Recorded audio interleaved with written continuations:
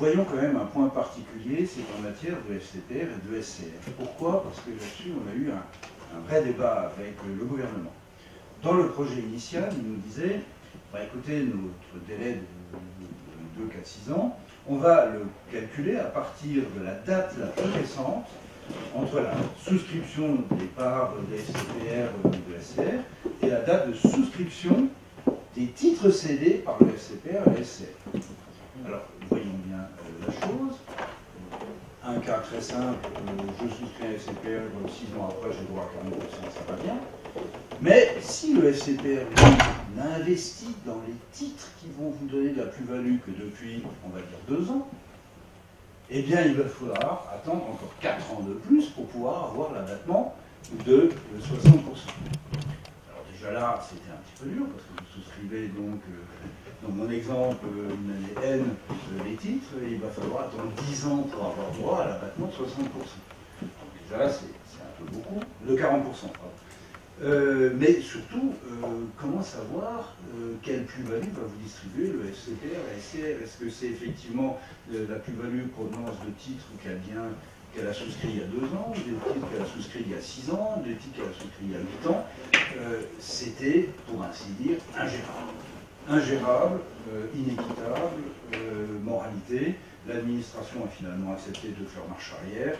Le fameux délai pour l'abattement est calculé à compter de la date de la souscription des parts de FCPR ou de SCR.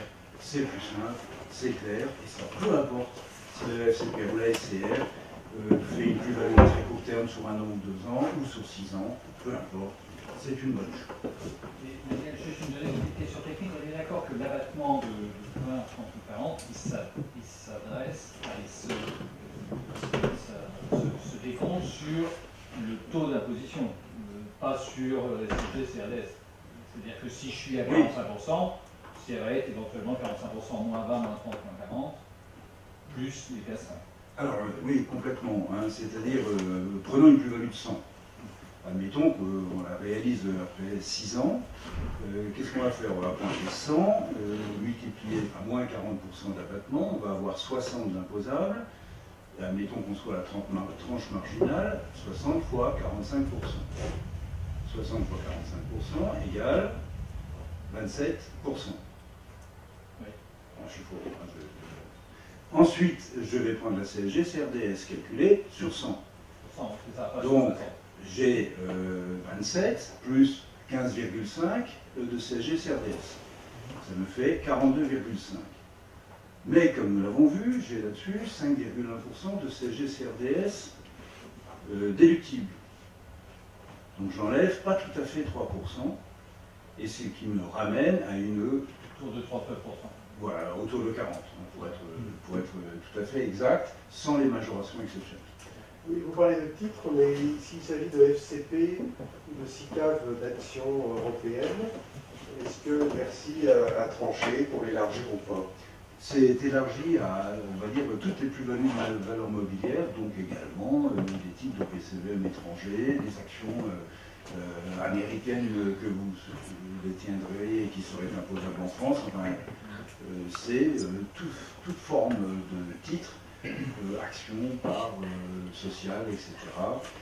D'accord, donc un FCP d'action française aura droit à ces abattements. Exactement de la même façon.